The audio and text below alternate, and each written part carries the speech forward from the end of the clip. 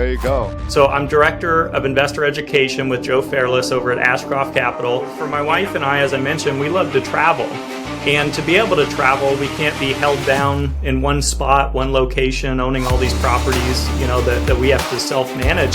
Try to get to a point where what you do actively is what you're really passionate about, is what you're really interested in learning. I tend to focus and invest about 80% in what I know and understand the best, and I at least want to plant that seed and do my part in trying to teach them, and it's up to them on what they decide to do. Hey, this is your host, Alex Tam from Life by Design podcast.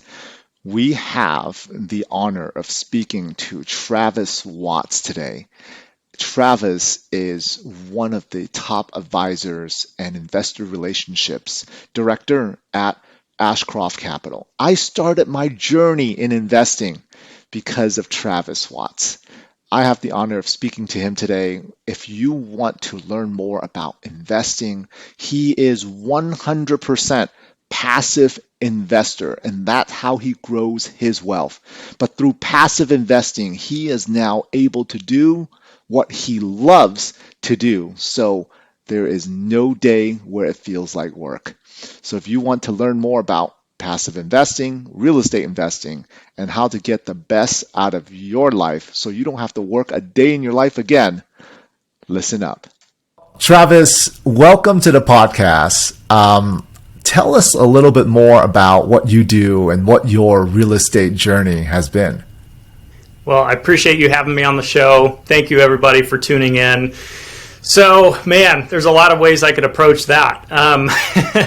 So I think I'll start from kind of the humble beginnings of it, right? As far back as senior year of high school, I remember writing this short book. It was about 60 pages. I did this just on my own initiative. This wasn't a school project or anything, but it was called How to Get a 4.0 GPA in High School with Minimal Effort, Wow. Which is not an amazing title by any means, but what it was is I saw a lot of people struggling in my own school. I didn't go to a great school. It was like a C minus kind of school.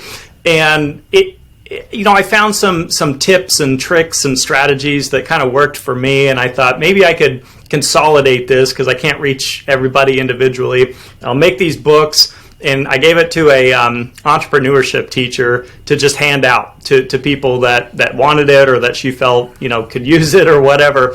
And it was kind of like this advice from a peer kind of thing. So the point is, I always kind of wanted to just help out other people with anything that was helping me. And I mean, that could be diet, exercise, a great book that I read. Right. I send people books all the time. So that's kind of the beginnings and the starting of what I do today, which is investor education. So I'm Director of Investor Education with Joe Fairless over at Ashcroft Capital.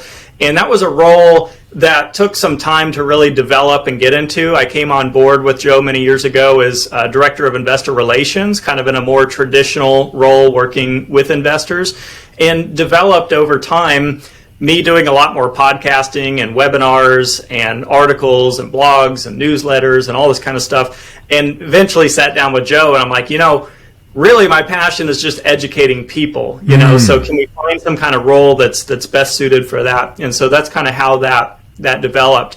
So that's one side of it. Now I'll take you through the real estate journey real quick. So that happened post-college. I knew I wanted to get into real estate, but never had the means before this point in my life. Managed to get through 2 years of college, not taking any debt on whatsoever, living on like $8,000 per year, using frugality, extreme frugality. That's incredible. You say 8,000 a year? 8,000 gross income, man. That Holy was part-time work. That was hustling. That was like washing and detailing cars. That was a lot of different oddball jobs. And somehow I managed to, have roommates and my thing with food was $2 a meal, 3 meals a day, no more, no exceptions, Wow. other than like a birthday special event or, whatever. So it was extreme, and it taught me a lot about personal finance and budget. But again, I really wanted to get into this investing thing. So what I did is post-college, I did an internship up in Manhattan. It was actually on Staten Island. And I decided there wasn't enough pay in this to get me to the real estate goals. It was going to take a long time to work up this ladder. And what type of internship was that, Travis? Yeah, I was running audio and lighting for an off-Broadway theater company in Staten Island. And so I wanted to be touring and traveling. Travel is a big passion of mine and my wife's. And so this was, all kind of part of the plan to embed all these different things I love working on and travel and experience and all this.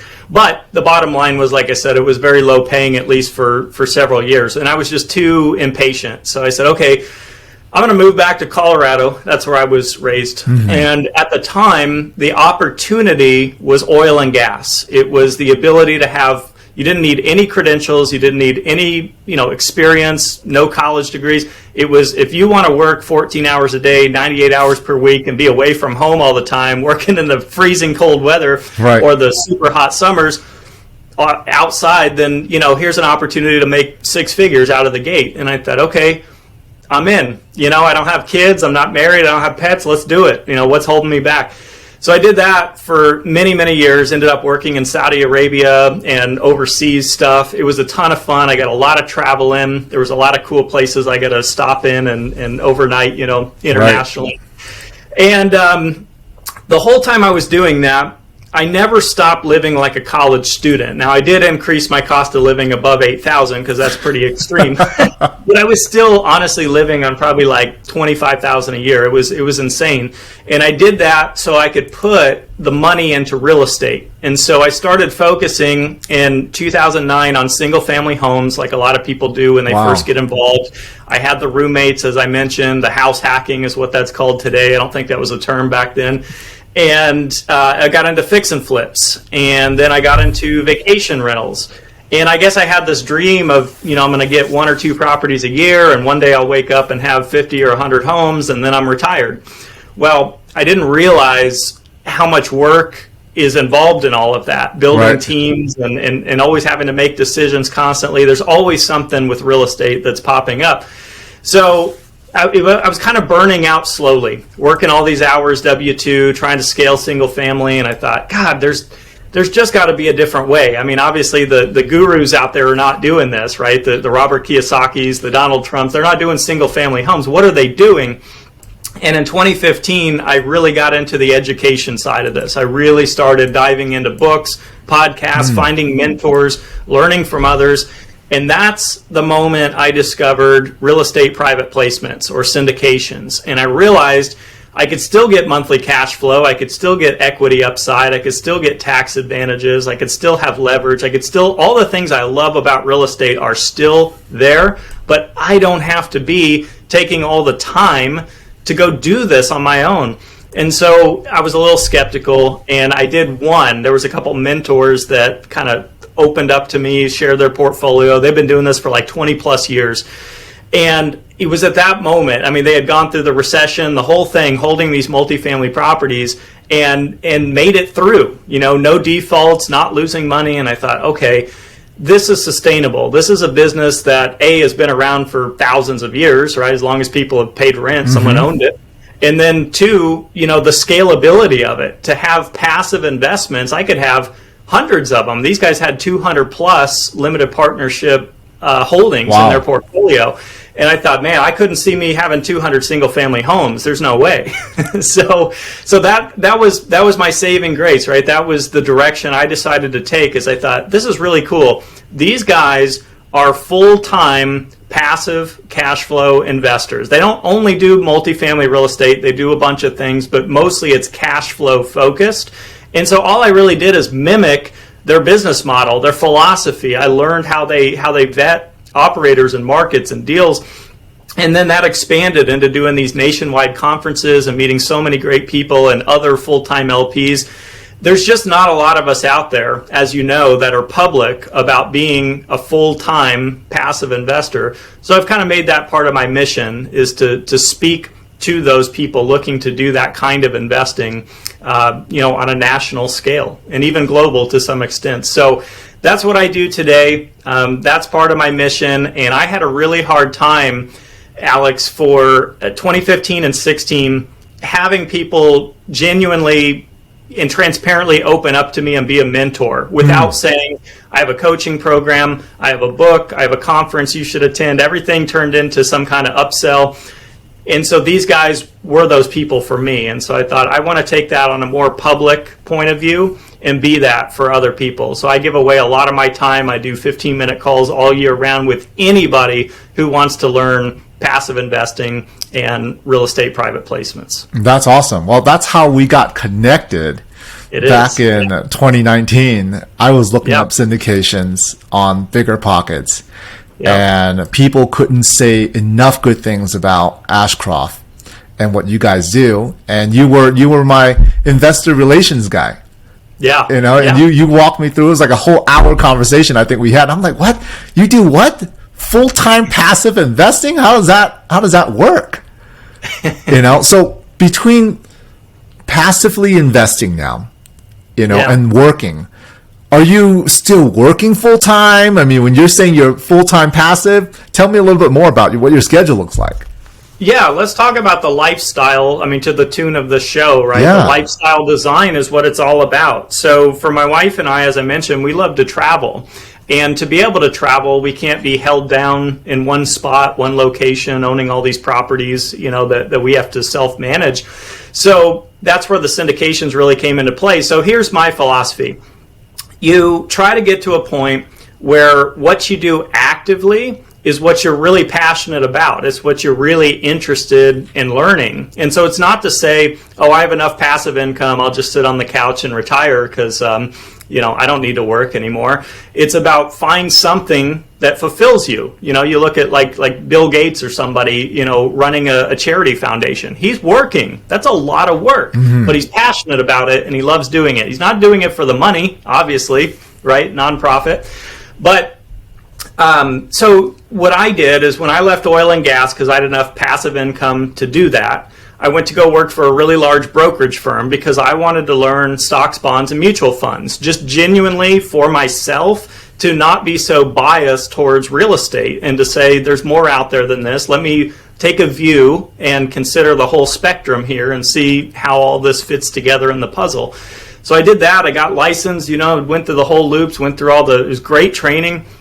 And I kind of felt like after, about a year that I kind of learned how that system works and what the pros and cons are. I ended up going right back into real estate because that was really my passion and my interest. So today I work, it's whatever you want to call it. I don't have like a 9 to 5 Monday through Friday kind of gig. Right. I get out and try to reach as many people as I can. I leave my calendar open all year for people. My schedule depends on you, the listener. I mean, if people all want to connect on a Wednesday, I'm busy on a Wednesday. I'm taking calls all day. If nobody's booked a call, I'm off on Wednesday. That's kind of how it works. And so do a lot of in-person speaking, do a lot of webinars, do a lot of podcasts, do a lot of articles, just trying to reach everybody. And so that's been the beautiful thing about Ashcroft and Joe is, being able to leverage their platform to get a much wider reach, right? To get access to all of these events and communities and networking places to where I really can have these conversations and not have to be coming out of my pocket for everything that I do, and to have a platform that gets spread out to thousands of people every year. So that's kind of how it looks and why we do it. And so those are a few reasons to consider building some passive income, because what I always say is passive income allows you to do more of the things you love and to outsource the things that you don't. Simple Absolutely. as that. That's quite a resume and a life that you've built for yourself, Travis. So that's awesome. Well, I'll add this to that real quick on that topic. So everybody's different, Right. So I come across this all the time. I ask people about their goals and what they're trying to accomplish. Some people love what they do. That was not my story. But they just want to work less. You have like a lot of physicians that'll do 80 hours a week and they're getting burned out, right? So maybe you just want to work part-time or a part-time engineer or become a freelancer or go launch your own business or maybe be more charitable or travel more like we do or just spend more time with the kids, the family, a stay-at-home parent option. So it gives you more options in life, right, to create and design the lifestyle of your choice. Right. Now, you've mentioned a lot of positives on Yeah. being a full-time passive investor. Are there any cons, any negative that comes through this? Absolutely, and I appreciate you bringing it up because sometimes I do get on my little rant of the pluses. So here's who's not the right fit for a passive investor. So the first thing you have to realize is you're having to instill your trust and your money into somebody else to make decisions on your behalf, right? They're the ones that, the general partners are the ones that are going to be managing the deal and the asset. They're going to be making decisions on should they buy an interest rate cap, should they sell now, should they refinance, should they hold longer than the anticipated period. You don't always have a say in that. So if you're the kind of person who thinks, I can do it best and I can do it most efficiently and I have the skills to do this myself, you may not be the right fit for an LP. With that said, Joe Fairless said at the Best Ever conference this past year, he's a limited partner in 86 syndications outside of Ashcroft Capital. So if you can relinquish that kind of control, it helps you expand your income without requiring more time and effort on your part. Other cons would be depending on your age or life circumstances. When I go in a deal and say I put $100,000 into a syndication, I may not see or have access to that money for years on end. It might be 5 years, it might be 7 years. So I always go in with the expectation that this money is essentially going away. It's becoming a down payment on a permanent loan, semi-permanent. And then it's being spent on, rehabbing a property. So I can't just go invest and then 4 months later say, hey, can I get my money back? It's not a stock. We're not a publicly traded REIT. So it's a different kind of game. And that's certainly something to consider. And to me, you have three risks to consider, really, if we simplify it down. You have the operator that you're working with, their ability to execute the business plan, be trustworthy people. Two, you have the market that you're investing in. Markets make a huge difference. Are people coming in or going out? Or jobs coming there? Is it affordable in that particular market? Then you have the deal itself. Is it a solid deal? I mean, is this going to be a really good opportunity? Is the deal conservatively underwritten? Do you have a good probability of making money on it? So you really have to look at all of those three.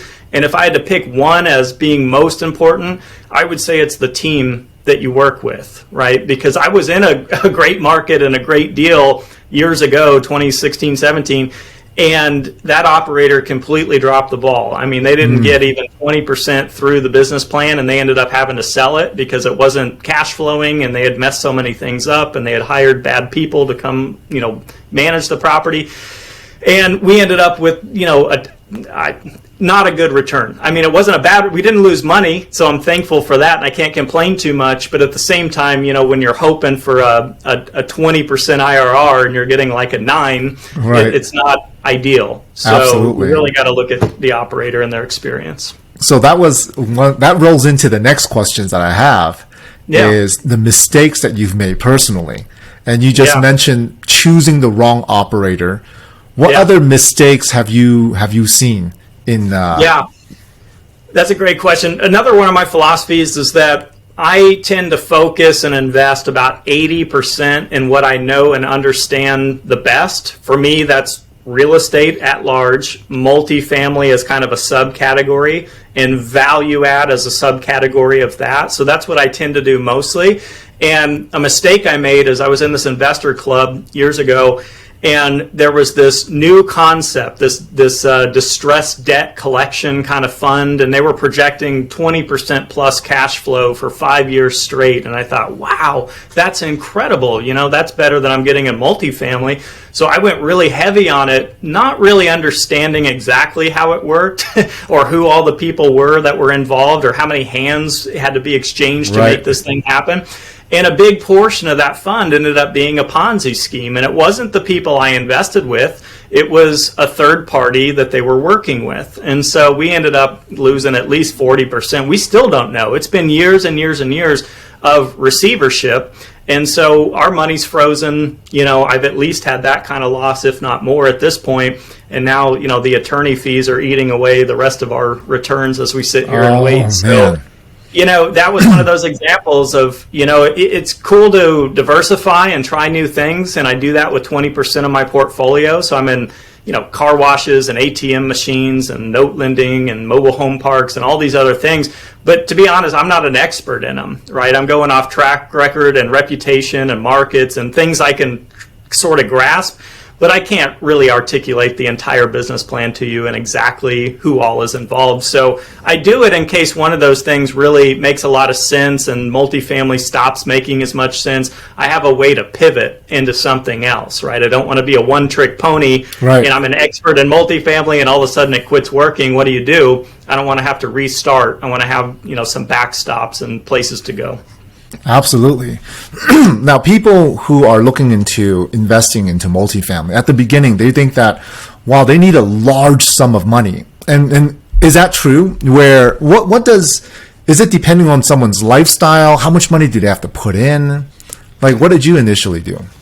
That's a great question. So, again, for me, not financial advice for anybody else, but just for me, I looked at 2015 and 16 when I started getting into syndications, and I said, okay, a reasonable expectation at that time was 8% annualized cash flow. That was fairly conservative at that point. Some deals did more, some did less. And when you do value add, usually the percentage is kicking up every year. So if it was 8% year one, it'd be 9% year two, 10% year three. So I got to thinking, I'm going to have some properties that are cash flowing double digits in the next few years, and then I'm going to have new deals doing less. And so I try to average an 8% yield. And I actually still do this today, going into 2023 right now. Wow.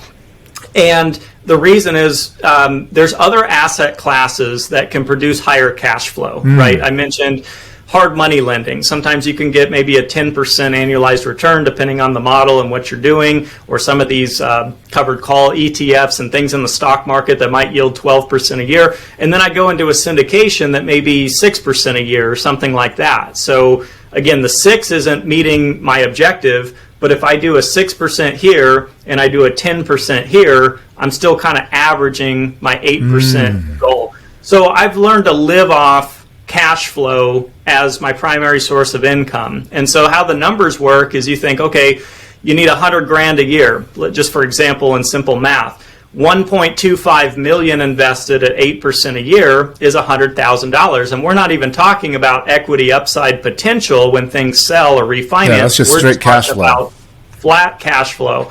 In any realm of any source of any investment, there's a lot of things you can invest in that are cash flow focused. So that's how I look at it. And you say, well, I think I could do, a 10% return. Well, then maybe only 1 million invested at 10%, or you say, no, all this stuff sounds way too risky. I want to do bonds at 4%. Okay. 2.5 million at 4% is 100,000. So you can find your own numbers. You can find your own percentages. And in fact, I have a cash flow calculator if your listeners want it, and it shows you how you can actually build infinite wealth through passive income. And when I say that, what I mean is you plug in your own numbers. I have this much to invest. This is the yield that I expect. This is what I think inflation will be over time. And it shows you a little visual graph of either when you would run out of money in your lifetime doing that, if you choose to live on the income, or it's an infinite yield curve all the way up, meaning you could pull a salary off of that, say, $80,000 a year, and then your net worth still compounds and goes higher and higher throughout time, and so you don't have to worry about running out of money in your lifetime. So it's just kind of a fun tool to play around with. You choose your numbers, and you can look at different ways to do that. You can evaluate what age to retire or to live off passive income. So kind of cool. I definitely want to play with that. How do we get access to that? You can just DM me on social media. So You mentioned, on my Bigger Pockets, like how we connected, or LinkedIn. So Travis Watts right there, or Facebook and Instagram is at Passive Investor Tips. And I'll just upload it right there. Awesome. So no upsell, no opt-ins. That's awesome. Thank you. Now, how much of the year do you spend traveling now? Because being a full-time investor, a lot of people invest because they want that freedom. Right. Yeah. So how often are you and your wife and your little one? I see your baby on Facebook. Yeah. Is it just one that you have? Yeah. So we had our firstborn on New Year's Eve, 2021. Oh, wow. Congratulations. Thank you. And, we were able to sneak in quite, so we said when he turns 1, we'll take our international trip with him. Well, we couldn't wait. So when he was 6 months old, we took him to Turks and Caicos. So Nice. we just got impatient. We've been to Dominican Republic this past year. We've taken a lot of domestic trips to visit family here in the States. So we certainly kept up with travel, but not to the extent that we were before the pandemic, and certainly before having him. But it's not holding us back. Yeah. Now, when you're traveling, because you're doing podcasts and different things, I would imagine you got to bring some stuff with you. I do. I have a travel kit. So I got, my microphone, my adapters. I bring a small lighting kit, and I've got a collapsible green screen that I pack up. And so that's how I do them on the fly. Unless we're going to be in some amazing setting, and sometimes I'll just set up in a corner, with the beach in the background or something like that. There you go. Yeah. Doesn't hold me back. Now, some of the people, Travis, that I've talked to, they're hesitant on investing at the beginning because, like you said, those 3 things that you mentioned, they're afraid of losing their money, right? 100%. What's the best way someone can vet an operator? Like, how do I know if this is a good deal? How do I know they're not going to just run away with my money? Yeah, great questions. And unfortunately, this is, okay, so a pro and a con to being an LP again. Let's go back to that. So a pro is that it's pretty easy to diversify, right? If you had, I don't know, $100,000 to invest or something, and that's it, and so you're very skeptical of losing it. Well, you could theoretically do 4 different deals with 4 different operators at $25,000 each. And so, if one ends up not panning out for you, you've got 3 more to kind of back you up. And then the cash flow you're hopefully receiving could maybe make you a 5th investment over time. So I see that as kind of limiting your risk. So that's the pro. The con is, you can only do as much as you can do to run background checks and to check on reputation and to have phone calls and to ask for testimonials and to do all this stuff. But I always like to use the example of, when right before Bernie Madoff was found out to be this massive Ponzi scheme, you could have done all those same things with him. Did he have a track record? Yes. Did he have a positive industry reputation? Yes. Was he a nice person to people? Yes. Did he have a credible office and presence and his own kids working in the company? Yes. But look what happened. So you can't ever fully eliminate that kind of risk. So it's certainly a risk to understand. And the only thing that's ever helped me is diversification. 50 plus different deals at this point that I've done, just counting the private placement world, not counting the public stuff and other income sources, helps me because sometimes, like, I'm in this REIT and I thought it was a great opportunity. I was reading through their financials. They had a track record, all this kind of stuff. Well, this year's been a terrible year, right? So this thing's been pounded down like 45%, and now they're cutting their dividend in half, So I did my homework, I did my research. I mean, it seemed like a legit thing, but you just never know. But thankfully, I have like 25 other REITs that are making up for that, So diversification, can be a very powerful thing. You have 2 philosophies on that. You have either put all your eggs in one basket and watch that basket very closely, or you have, don't put all your eggs in one basket and diversify to limit risk, and so I'm of the latter philosophy on that. That's awesome. Thank you for sharing that. You bet. As we go towards the end of our podcast here, if you were to share something with your college self, what would you say to yourself? What would you do differently about how you have designed your life overall? Or did some people will say, well, yeah, it makes a difference. Some people will be like, I won't do anything different. What's your take on that? Yeah, again, opposing philosophies, right? No regrets. So I believe that, there's some regrets. What I wish I would have done that I think would have really helped me out is to not think on day one that I could do it all myself. I was a little bit naive. I was truly an amateur, but didn't realize it. And so having just read maybe a couple books and had a thought in my head that I'm going to buy rental property was a mistake. I needed to go a little deeper into the education. I needed to talk with more people, and it would have eliminated a lot of headache and hassle along the way. And something I'm teaching my nephews that I never even thought of when I was 18, 19, 20 is that the passive income journey, which is really what the overarching theme is to our conversation here, it's how to build diversified passive income streams, can start with $10, literally, a free brokerage account through one of these big brokerage firms, one share of a REIT that pays out a monthly distribution, and there you go, you're on your way. These days, most platforms have free trades anyway. So I opened them, all my nephews, I have 4 of them. I open brokerage accounts for them, and so every year on their birthday, Christmas, and special events like graduations or whatever, I put money into their brokerage accounts, and then we go over the different REITs that pay out monthly, and we kind of analyze them, from a high level. So they're learning real estate to a point. They're learning cash flow, and all they have to do is scale that. That's it. When they start working and they have income, they got to, take a little sacrifice, be a little bit frugal and disciplined, and put more money in it. And all of a sudden, $10 a month cash flow could turn into 100, and 100 to 1,000, and 1,000 to 10,000 if they want to stick with it. I at least want to plant that seed and do my part in trying to teach them, and it's up to them on what they decide to do. If they want to pull that out in their 30s and go buy a boat, all right. But, I tried my best. That's it. And I'm sure you'll be doing that with your child as well, right? No, 100%. 100%. Yeah, wow, that gave me a great idea. That's something I need to have a conversation with my daughter. She's 10 years old, and she goes into some of these seminars with us, and we talk about multifamily real estate, but I have not done the REIT thing that you're talking about. So yeah, there's there's so much, and there's the covered call ETFs that we talked about. They track like an index, like the S&P or the Nasdaq, and so they're every month they sell a covered call, which generates cash flow. I should say passive income, and then that gets distributed to the investors. And so some of those are at like 1% a month, 12% a year. So not financial advice, not telling anyone what to do. The point is that there's a lot out there. There's not just dividend paying stocks like these big blue chips that give you 1 or 2% a year. That's not passive income investing, in my opinion. We got to start at like at least 5% annualized to start having the conversation, right? Because it takes so much money, as we mentioned earlier. 4% yield, $2.5 million. A lot of people want to start with a little more lucrative circumstance there. And one more note on this too, say what you will about Grant Cardone, but I was listening to an interview with him, which I thought was fantastic. He's talking about his daughters.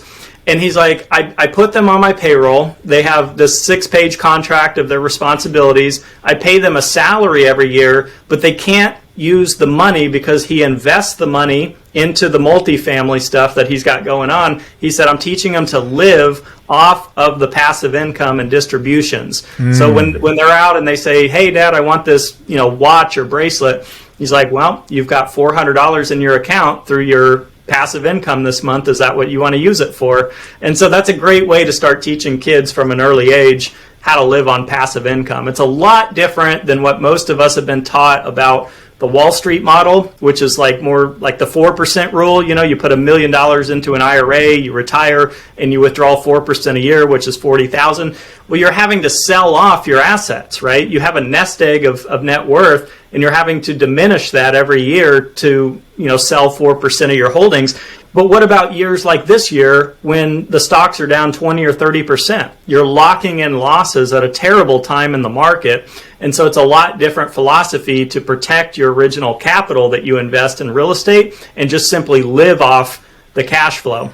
And then when I have deals sell and that equity's there on the back end, I usually end up reinvesting it. I use it to pay tax and then to reinvest with. And it's kind of like a bonus or an icing on the cake. So when I'm looking at deals and they project a 18 IRR, I don't buy it. I don't care who the operator is. That's speculation. Nobody knows what the world looks like in 5 years. But if I can conservatively say I'll get about a 7 or 8% cash flow out of this throughout the 5-year period, then I'm in, because that's what I'm going to use to live on. So it's just a mindset shift is all it is. And it's not the buy low, sell high mentality as much as it is the income focus mentality, which is rarely taught. Yeah, well, that's awesome. That's how I actually got into syndications. Initially, the first time I heard of it was at a 10X Grant Cardone conference in 2018, like early 2018. And that's how I sold all the rental property and jumped into multifamily. So yeah, I love that. Well, that's what I love. There's something you can learn from everybody, right? I'm certainly not a hater. I respect every one of our competitors that's out there in the space. We're all doing things a little different. We all have a certain competitive edge. And again, as an investor, that's the beautiful thing. You can diversify. You could do a deal with that guy and this person and that woman. And yeah, anyway. Awesome. End of rant. Perfect. Well, Travis, thank you so much for today and for you to share your story and allowing the time, to share it with us. So I really appreciate that. Hopefully your listeners found some value in it. And definitely do reach out, anybody listening on social. Happy to do 15-minute calls with you. Happy to share, the financial passive income calculator. I've got budget sheets that I've used for years, which will track your income, expenses, assets, liabilities, net worth, historics. I'm kind of a geek on the I love all that. So, happy to hook you guys up. Yeah. How do people reach you? What's the best way? Is it just looking you up on, should I put links in LinkedIn, your Instagram? Yeah, I'm pretty, LinkedIn's probably my number one forum. That's where I do the most networking and outreach. But again, I'm on Bigger Pockets usually every other day or so. I'm on Instagram a fair bit and Facebook, a fair bit. So if you don't want to reach out on social or you're not into those platforms, you can go ashcroftcapital.com/Travis. And I've got my calendar link and some downloads you can have off of there. And, check out current offerings, all that kind of stuff. Awesome. Well, I'm sure people will take advantage of that. I'll be sending that out to our potential investors as well, just so they can see. Awesome. Thanks, man. Thank you. Thank you once again. Take care now. All right. Thanks, everybody. Thanks, Alex. For those of you who enjoyed this podcast, make sure you smash and subscribe to our channel and reach out to Travis. Reach out to me. Let's chat.